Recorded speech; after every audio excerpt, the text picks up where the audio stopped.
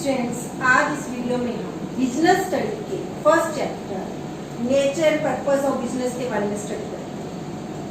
हर human व्यक्ति कोई ना कोई एक्टिविटी में एंगेज है, चाहे वो अपनी लाइवलीहुड अर्न करने के लिए कर रहे हैं, चाहे वो इनकम अर्न करने के लिए कर रहे हैं, चाहे वो अपनी साइकोलॉजिकली सेटिस्फेक्शन के लिए करता है। इन एक्टिविटीज को जो एक पर्सन करता है उनको human activities.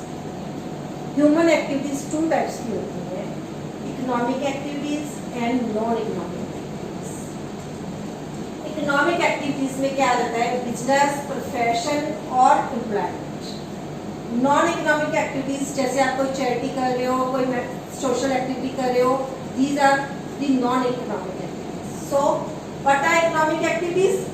Economic activities are undertaken by people with the object of earning money are known as economic activities. Economic activities वह activities हैं जो एक person मनी अर्न करने के लिए, पैसा कमाने के लिए करता है। उन एक्टिविटीज को हम इकोनॉमिक एक्टिविटीज कहते हैं। और non economic activities those activities होती हैं जो वो अपनी मेंटली सेटिस्फेक्शन के लिए, साइकोलॉजिकली सेटिस्फेक्शन के लिए करता है। उसका मोटिव मनी अर्न करना नहीं होता। जैसे मंदिर जाना, लोगों की सेवा करना या कोई लंगर लगाना, these are not the economic activities. ये लोगों के वेलफेयर के लिए है। कोई कैंप ऑर्गेनाइज कर देना, these are all the non economic activities. So हम इस चैप्टर में इकोनॉमिक एक्टिविटीज के रिगार्डिंग स्टडी करेंगे। फर्स्ट ऑफ ऑल है business. Business are those activities which are connected with the production, sale and purchase, supply of services with the main object of earning profit. Business में वो सभी activities आती हैं, जैसे किसी चीज की मैन्युफैक्चरिंग करनी है, आप किसी चीज की प्रोडक्शन कर रहे हो, सेल परचेज कर रहे हो, गुड्स की सर्विसेज प्रोवाइड कर रहे हो, जैसे बैंकिंग सर्विसेज प्रोवाइड कर रहे हो, उसका एम भी प्रॉफिट अर्न करना होता है। ट्रांसपोर्ट, कम्युनिकेशन, सभी का एम है अर्निंग प्रॉफिट। एग्जाम्पल के तौर पर fishing, mining, farming, etcetera. Now profession क्या है? It includes those activities which require special knowledge. ये इसमें वो एक्टिविटीज इन्वॉल्व है जिसके लिए हमें स्पेशल नॉलेज चाहिए। Skill to be applied by individual in their occupation। वो जो उनकी क्वालिटीज आती है वो अपने प्रोफेशन में उसको यूज करते हैं। जैसे लॉयर्स, डॉक्टर्स, ये स्पेशलाइज्ड नॉलेज है इनके पास।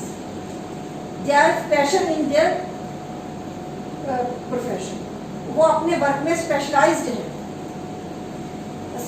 इंजीनियर्स हैं, वो इंजीनियरिंग का काम करेंगे, वो डॉक्टर का काम नहीं कर सकते। ठीक है, so they are perfect in their work, special knowledge है उनके पास।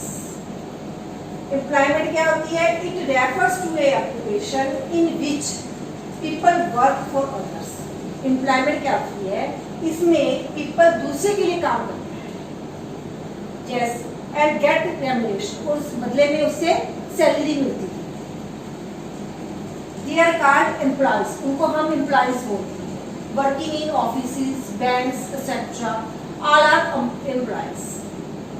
So now these concepts are clear to you. Now stand difference या comparison of business, profession and employment। इन तीनों में क्या difference है? First of all commencement। commencement मतलब शुरुआत कैसे होती है? With the decision of entrepreneur। entrepreneur मतलब owner, मालिक। जब उसने सोचा कि मुझे बिजनेस स्टार्ट करना है, दैट बिजनेस की स्टार्टिंग वो कभी भी कर सकता है। Members of a professional body and certificate of practice. जो प्रोफेशनल्स हैं उनको पहले अपनी प्रोफेशनल बॉडी का मेंबर बनना पड़ता है। वो कैसे बनते हैं? अपनी डिग्री कंप्लीट करके। जैसे डॉक्टर अपनी MBBS की डिग्री कंप्लीट करके तब प्रोफेशनल बॉडी के मेंबर बनते हैं। वहाँ से उनको सर्टिफिकेट ऑफ प्रैक्टिस मिलता है। जब उनके पास सर्टिफिकेट ऑफ प्रैक्टिस आ जाता है तब वो अपना वर्क स्टार्ट कर सकते हैं। एम्प्लॉयमेंट कब स्टार्ट हो जाती है? जैसे आप कोई ड्यूटी ज्वाइन कर लेते हो या किसी के साथ एग्रीमेंट कर लेते हो, एम्प्लॉयमेंट के साथ आपकी ड्यूटी स्टार्ट हो जाती है। नाउ नेचर ऑफ वर्क, कैसा काम करते हो? इट इन्वॉल्व्स प्रोडक्शन, बिजनेस में हम क्या करते हैं? प्रोडक्शन, मैन्युफैक्चरिंग, चीज़ों का उत्पादन, purchase and sale, exchange of goods and services. यहाँ पे क्या है? रेंडरी और पर्सनलाइज्ड एक्सपर्ट सर्विसेज। इसमें क्या है कि डॉक्टर अपनी स्पेशलिटी किसमें है? जो लोगों को, पेशेंट्स को चेक करता है। लॉयर्स कोर्ट में केस देखते हैं। देन इंजीनियर्स ब्रिजेस वगैरह वर्क देखते हैं। वो अपने काम में एक्सपर्ट है, वो अपने काम की तरह अपने पर्सनलाइज्ड एक्सपर्ट सर्विसेज देते हैं जिस चीज़ में वो एक्सपर्ट है। आंखों का डॉक्टर आंखों को देखेगा, ठीक है। बोन्स का डॉक्टर बोन्स को ज़्यादा देखेगा, ठीक है। इस तरह जो अपना उसका उनका पर्सनल क्वालिटी है उसमें वो एक्सपर्ट सर्विसेज देते हैं। ये कैसे वर्क परफॉर्म करता है? Performing work as per services contract and rules of services. Employment, आप किसी की जगह की नौकरी करनी है तो वहाँ कोई आपके साथ क्या एग्रीमेंट हुआ है, क्या कॉन्ट्रैक्ट हुआ है, जो आपके साथ रूल्स सर्विस के डिस्कस हुए हैं उसके अकॉर्डिंग टू आपने वर्क करना है। नाउ क्वालिफिकेशन, बिजनेस करने के लिए हमें किसी क्वालिफिकेशन की जरूरत नहीं है। आप चाहे एक्सपर्ट हैं चाहे नहीं है, चाहे पढ़े लिखे हैं चाहे नहीं है, इससे आपकी there is no need of qualification. But professional के लिए जैसे डॉक्टर को अपनी डिग्री कंप्लीट करनी पड़ेगी, लॉयर को अपना सर्टिफिकेट लेना पड़ेगा, इंजीनियर को अपनी डिग्री कंप्लीट करनी पड़ेगी। Expertise and training in the specific field is necessary. जिस फील्ड में वो वर्क करना चाहते हैं उसके लिए उनको एक्सपर्ट ट्रेनिंग लेनी बहुत जरूरी है। Depends on the nature of work. Employment में जिस टाइप का वर्क है उस टाइप का वर्क करना है। जिस टाइप की आपने ज्वाइनिंग की है, जिस काम में बैंकिंग में की है तो बैंकिंग के अकॉर्डिंग टू करोगे, ट्रांसपोर्ट कंपनी में की है तो ट्रांसपोर्ट कंपनी के अकॉर्डिंग टू करोगे, ठीक है। Depends on the nature of job. Reward और रिटर्न, तो वापसी में आपको क्या मिलता है? रिवार्ड और रिटर्न का मतलब कोई भी वर्क परफॉर्म करने के बाद रिटर्न में आपको क्या मिलता है? जैसे आप बिजनेस स्टार्ट किया है, किसके लिए किया है? For earning profit. बिजनेस का मेन मोटिव ही ये फॉर अर्निंग प्रॉफिट। इसमें डॉक्टर्स अपनी फीस लेते हैं, हर एक डॉक्टर की अपनी एक फीस फिक्स की हुई है, लॉयर्स की अपनी की हुई है, ये प्रोफेशनल फीस होती है। एम्प्लॉयमेंट में जो आपको सैलरी और वेजेस आपके एम्प्लॉयर ने फिक्स कर दी है, आपके मालिक ने फिक्स किया, वो आपको इन रिटर्न में मिलेगा। नाउ इन्वेस्टमेंट, जो बिजनेस है वो स्टार्ट ही इन्वेस्टमेंट से होता है। आपको फिक्स कैपिटल्स भी चाहिए, वेरिएबल फैक्टर्स भी चाहिए, फिक्स फैक्टर्स भी चाहिए, जैसे मशीनरी, लैंड, लेबर, आपको सभी चीज़ें चाहिए। इन सभी के लिए पैसे की जरूरत है। So capital investment depends on the size of business. किस साइज का बिजनेस? स्मॉल स्केल में कम इन्वेस्टमेंट की जरूरत होगी। अगर आप लार्ज स्केल के लिए तो आपको बहुत ही इन्वेस्टमेंट की जरूरत होगी।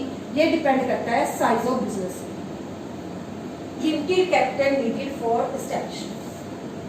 इसके लिए तो हर एक चीज़ के लिए आपको कैपिटल की जरूरत है बिजनेस के लिए तो, लेकिन यहाँ पे तो हमने फीस पे करनी है कॉलेजेस वगैरह की, ट्रेनिंग की, या हमने थोड़ा जो अपना सेटअप करना है ऑफिस वगैरह, यहाँ पे बहुत ही लिमिटेड है as compared to business. No capital is required. यहाँ पे हमें किसी कैपिटल को इन्वेस्टमेंट नहीं करना है, हमने जाना है अपनी जॉब ज्वाइन करनी है। नाउ रिस्क, अगर इन्वेस्टमेंट के तो रिस्क भी है। Profit are uncertain. देखिए बिजनेस में प्रॉफिट की श्योरिटी नहीं होती कि इस साल जितने प्रॉफिट्स अर्न किए हैं आप नेक्स्ट ईयर भी उतने ही करोगे। हो सकता है कोई गवर्नमेंट की पॉलिसी चेंज हो जाए, हो सकता है फैशन में चेंज आ जाए, हो सकता है टेक्नोलॉजी में चेंज आ जाए, हो सकता है कोई नेचुरल क्लाइमेट मतलब कोई भी अर्थक्वेक जैसे कुछ भी तूफान वगैरह, इन चीज़ों का भी, सीजन का, इन सभी का प्रॉफिट के ऊपर असर पड़ता है। So profit are uncertain and irregular, risk is present. Business में ऑलवेज रिस्क प्रेजेंट होता है क्योंकि प्रॉफिट की कोई श्योरिटी नहीं है कि आप कितना प्रॉफिट अर्न करोगे। अब जैसे देखिए एडवांस कोविड-19 की प्रॉब्लम के कारण सभी बिजनेस ठप हो गए, तो प्रॉफिट्स कम हुए। किसी को पता था कि ये महामारी फैल जाएगी। So business are uncertain. Fees is generally regular. इनको जो डॉक्टर के पास पेशेंट जाएगा, लॉयर के पास जाएगा, उन्होंने तो अपनी फीस ले ही लेना है, लेकिन फिर भी सम रिस्क इज प्रेजेंट। क्यों है सम रिस्क? कई बार लोग फीस नहीं दे के जाते, कहते हैं बाद में देंगे और नहीं देते। They are little risk. Fixed and regular pay, employment के केस में तो कोई रिस्क है ही नहीं, आपने जाना, आपकी मंथली सैलरी फिक्स है, आपको वो मिल जानी है, आपको कोई रिस्क नहीं है।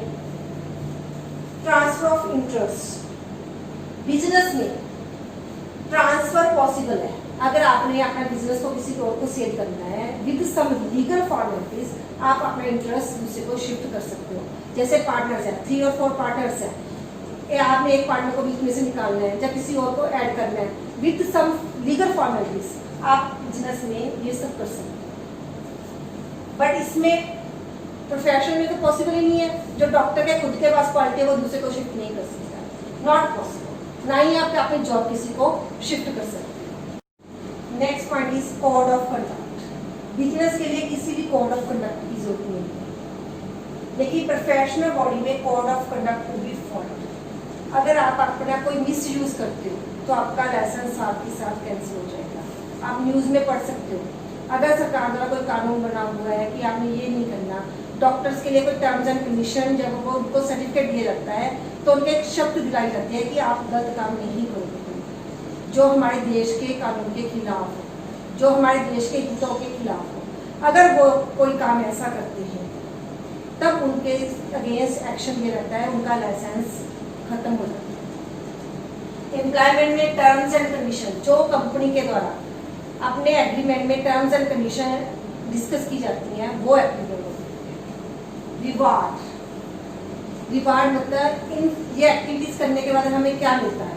बिजनेस को क्या मिलता है, प्रोफेशनल्स को क्या मिलती है, फीस। एम्प्लॉय को क्या मिलती है, salary and bases. Students, now next video में हम बिजनेस, उसके ऑब्जेक्टिव, कैरेक्टरिस्टिक्स में स्टडी करेंगे। अगर ये आपको पसंद आए तो सब्सक्राइब कीजिए, अपने फ्रेंड्स के साथ शेयर कीजिए। For more updates bell icon को प्रेस कीजिए। स्टूडेंट्स, अगर आप सब्सक्राइब करते हो तो हमें इंस्पिरेशन मिलती है फॉर मोर वीडियोस बनाने की। Thank you.